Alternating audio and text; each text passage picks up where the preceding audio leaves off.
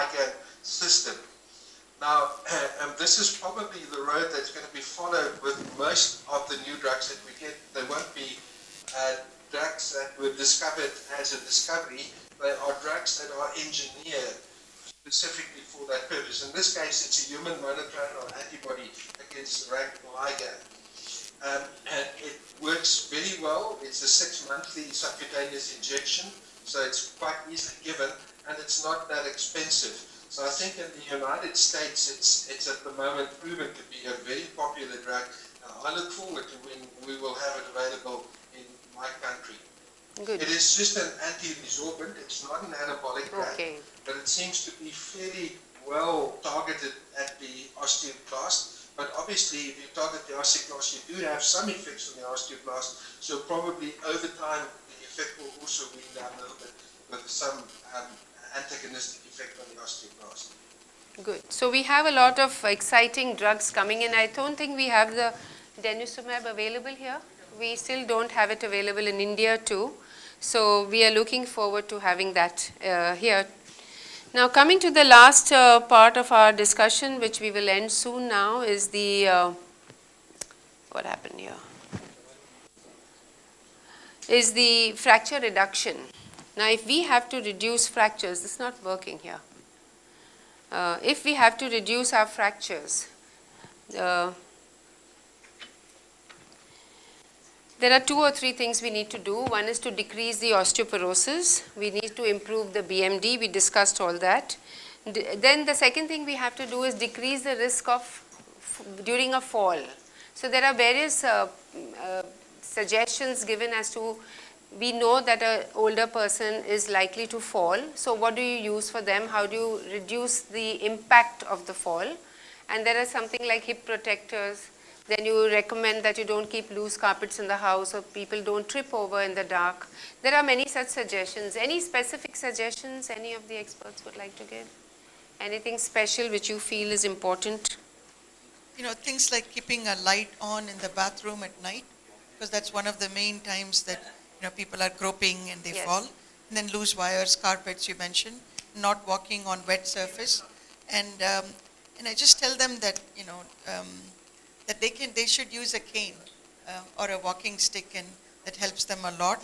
And to put you know, things like, you know, those holders in the Railings. bathroom, and hold the banister when they're walking up or down the stairs.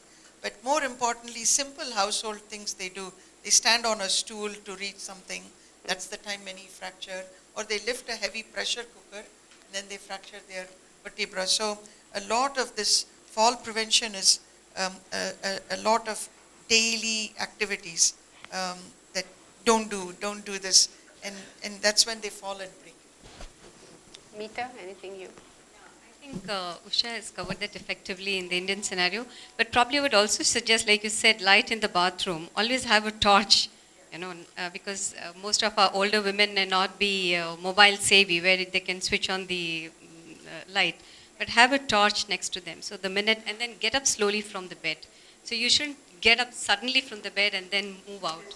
As you age, especially, take a little time to get out of the bed. And the medications, because most of these older people would be on so many medications. So we have to also see whether any of these are causing the tinnitus and problems. Look into all those other aspects. So, and before we close the discussion, we'd like to open it up to the house. If there are any questions from the audience, if there are any questions coming from the net, we would get some printouts and take those questions. So first we'll go with the audience here. What is the association of calcium and renal stones, which Professor Durusha mentioned? What is it? You want to give them a Is there mic? any role of calcium and renal stone? Calcium and renal stones. Professor Probi. Any role of calcium and renal stone formation? You're asking me? Any? Open to house. Toby. Toby, even the audience question can is to answer. you. The role of calcium. I did not get the role of calcium. Not role, any association between the calcium intake and the formation of renal stones. Kidney stones. Kidney stone. Okay, he wants to know about this and the renal stone. Well, certainly haven't done any work personally on that, but I think it is at the moment accepted that daily calcium intake of more than 1,500 milligrams of elemental calcium can be a causal factor in renal stones. So that's one of the first things that is normally done in patients who present with calcium-containing renal stones is to estimate the patient's intake, and the first form of therapy would be to reduce that below that value. I personally think that the closer that you can get to 1,000 milligrams of elemental calcium daily, the better. Yes, Dr. Tibriwala. What about addition of magnesium along with calcium or vitamin K? Endocrinologist. Okay, as for Yes, Toby, go ahead. is the question about the question is about magnesium. Look, I mean, there are some people who would advise not only magnesium, but just about everything else, selenium be added, etc., etc.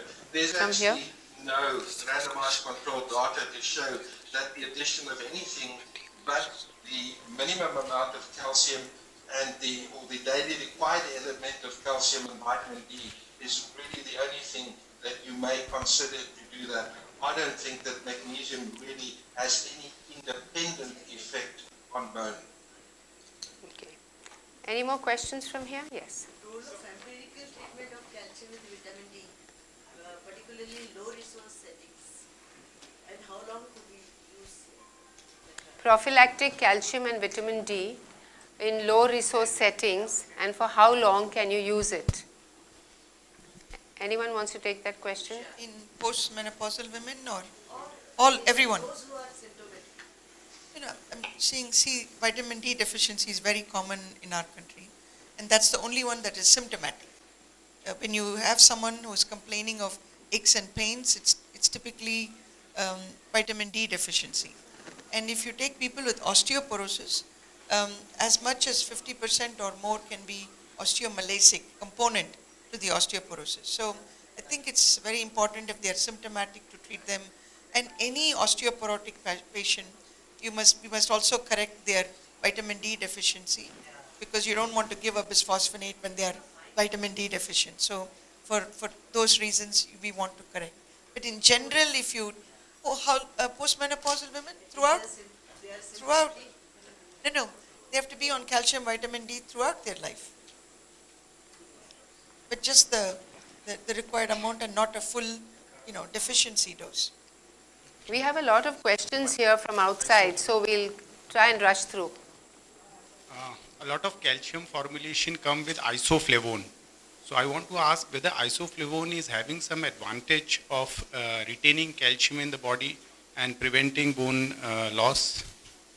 No. Isoflavone. Isoflavones are, No. traditionally they think that it's it's a kind of estrogen, it's a phytoestrogen. So that it'll be good for the bone and good for menopausal symptoms.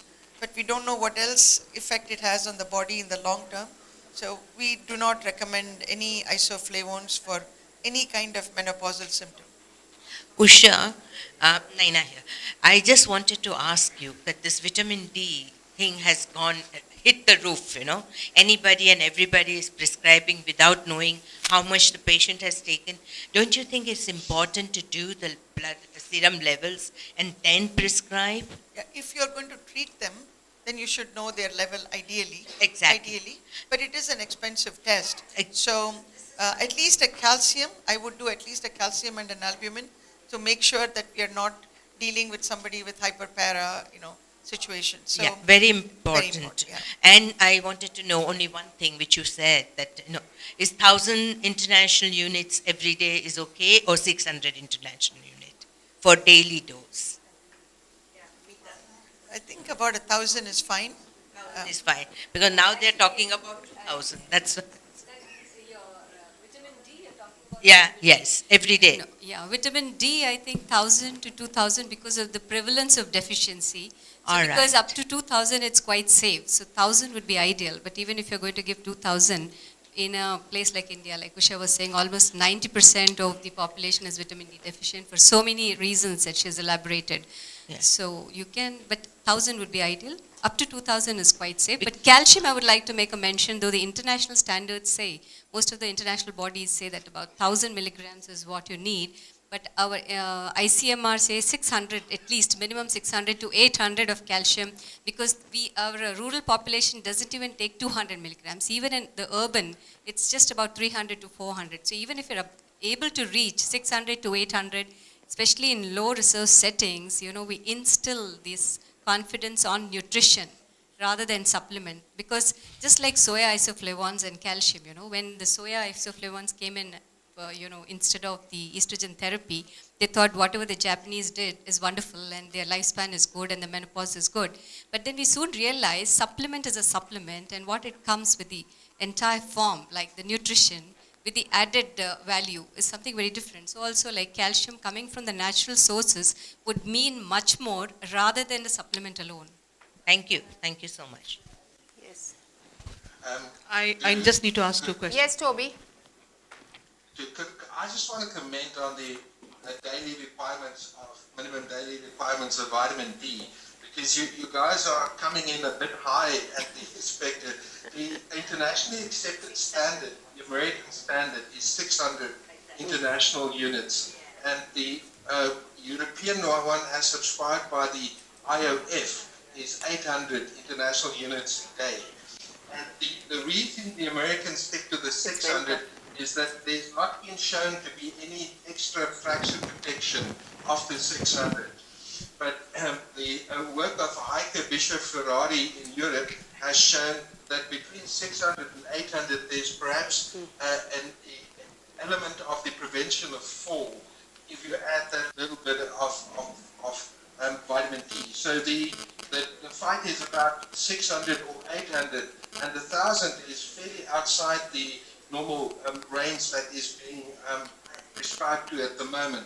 But it is also true that the safety limit is quite high, and you will not harm a patient by giving 1,000. So if you feel that that's right for your local circumstances, that's what you should do, but that's higher than the international standards. No. Also, the thing is, in the US, the orange juice and milk and everything is Everything fortified. is fortified. And we unfortunately don't have any fortification.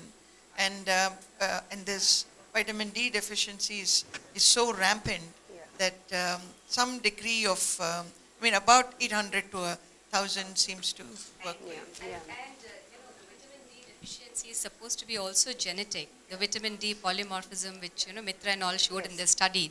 So we are genetically deficient, and the sun that we take, and we need 8 to 10 times more exposure. So there are a lot of reasons, and the pollution. So the vitamin D deficiency is very, very. Yeah, actually, the question coming up is for the sun exposure. Yeah. What time of the day would you And take it's- Yes.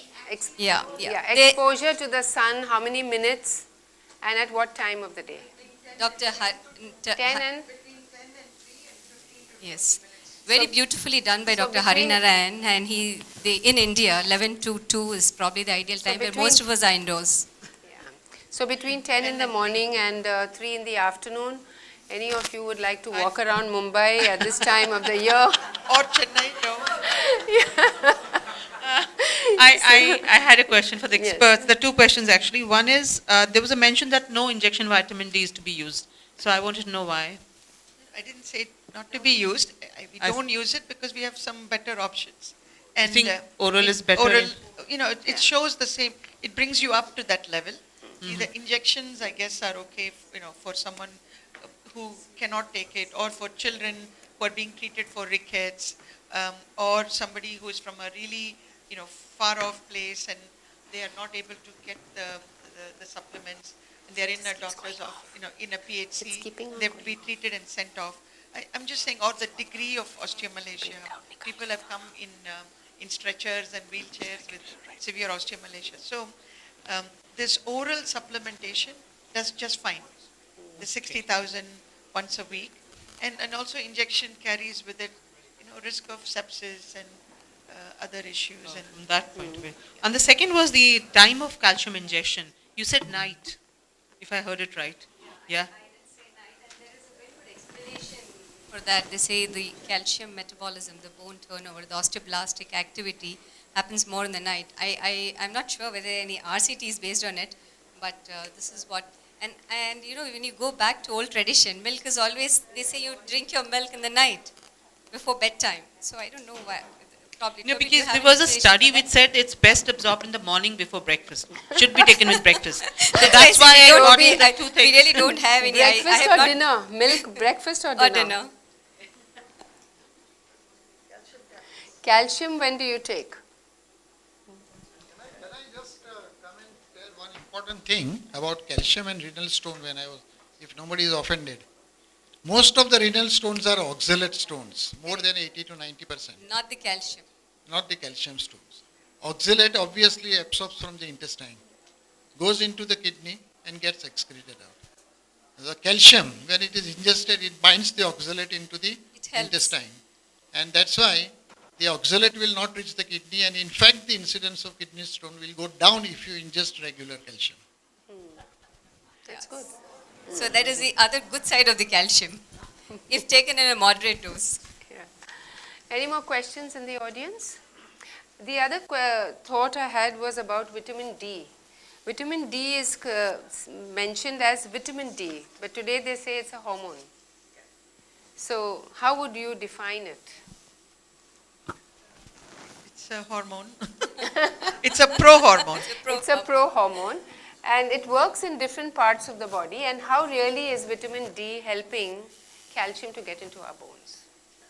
How does it help to strengthen the bone? It works at multiple levels. It works at the level of the gut. It works at the level of the kidney. Okay, vitamin D is what converts, PTH is what converts 25-hydroxy to 125, which is the active vitamin D, which is responsible for calcium absorption, or how much of calcium stays in your body. It is also plays a part in bone resorption. So it kind of balances the amount of calcium that stays in our bloodstream. So actually vitamin D, besides working on the bone, also has been found in the reproductive system.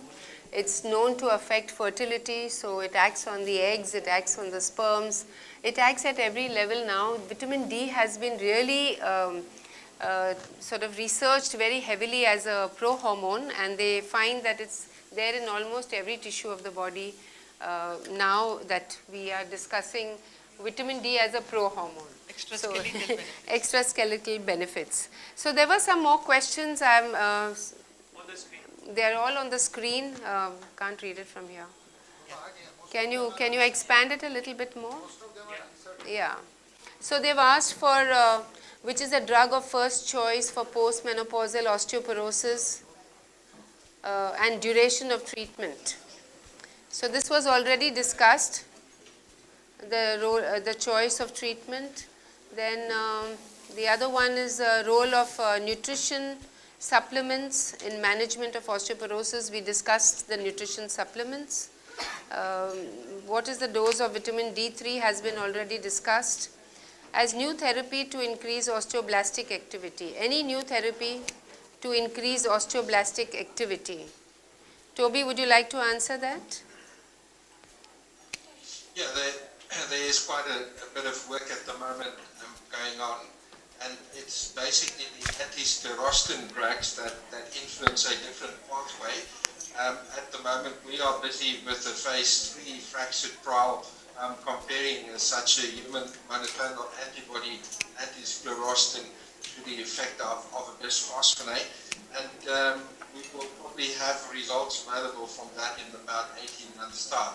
But certainly, that's the area where everybody is looking at the moment, is to influence the pathways that will increase osteoblastic in the activity, in other words, an anabolic bone growth. So it's on its way. Oh, great. Then we have a question on excessive tea consumption and osteoporosis. Any relationship? Excessive tea or coffee, I presume? Coffee, yes. Coffee, yes. Yeah, but it's more about, many coffee drinkers, excessive coffee drinkers may also be smokers. And Yes. then there is also relationship to body weight, smoking, and then possibly some hypercalciuria as well. So excessive tea, excessive coffee also is not good for your bones. And the other is role of vitamin D3. We have done that, and which is the best drug for hot flushes. that is Estrogen not or venlafaxine. So menopausal hormone therapy, of course. Hypoparathyroid patients. Where did it go? Are hypocalcemic. So typically we treat all hypoparathyroid people only with calcium and active vitamin D. Okay, so all Hypopara. hypoparathyroid patients would be treated with Calcium and active form of vitamin D, okay, because you need PTH for conversion. correct. Then you have the next question is at what age should one start looking for osteoporosis? We already discussed that. Then we have that's the last question. I think we are done for the day, and I just want one take-home message from each of our experts, what they would like to say to the audience today.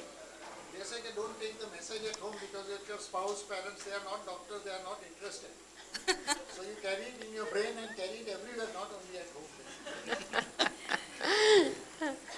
Toby, any message? Oh, I'd just like to congratulate you, Duru, and everybody involved in this unique way of continuous medical education. I really think that this has worked tremendously well. It exceeded my expectations. I was a bit hesitant on what to expect, and I'm very, very pleased with the way in which the audience interacted with the speakers. So I want to congratulate all of you, and I hope that this is an initiative that's going to go forward from here. We are definitely looking forward to that, and would you like to say anything? Same thing, congratulate you. And also that everybody should make sure that they get adequate calcium in their diet from the time they're babies all the way, and get enough sunlight and natural sources of vitamin D. Meeta? So congratulations, Zuru, and I think the IMS Society. And it's been a pleasure interacting with you, Toby. And I think the same message that prevention starts, earlier they used to say osteoporosis is a pediatric disease with a geriatric consequences. Yes. But now we should start saying it's an in utero disease with a geriatric implication. So being an obstetrician and gynecologist, we should start looking at women right from the preconceptional stage right through. And probably at every stage in the life, this lifestyle measures would help not only in osteoporosis, but in warding off so many diseases. I think so. Probably all of us need to spend a little time, at least 5 minutes. 5 minutes for counseling before we start writing the prescriptions. Absolutely. So I would like to say a big thank you to our experts. A big thank you to our experts, and Toby, thank you so much for getting yourself restricted at home in front of your comp and being with us for the last 3 hours. All participating countries of the International Menopause Society, Asia Pacific Menopause Society, South Asian Menopause Societies, delegates who are sitting in their homes and logging on to this webinar, the IMS board for having the confidence in me to start this initiative, and of course Sanofi Consumer Healthcare, who has been our partners in this venture, and thank you very much to all of you. Tea is served outside. Toby, want to join us for tea?